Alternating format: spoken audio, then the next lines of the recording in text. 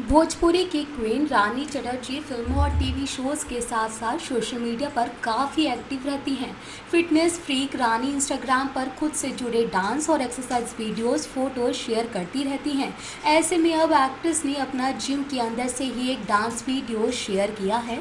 इसमें वो भोजपुरी की लुलिया यानी कि एक्ट्रेस निधि झा और एक्ट्रेस प्रदीप पांड्या चिंटू के गाने पांड्या जी का बेटा हूँ पर डांस मूव्स करती दिख रही हैं।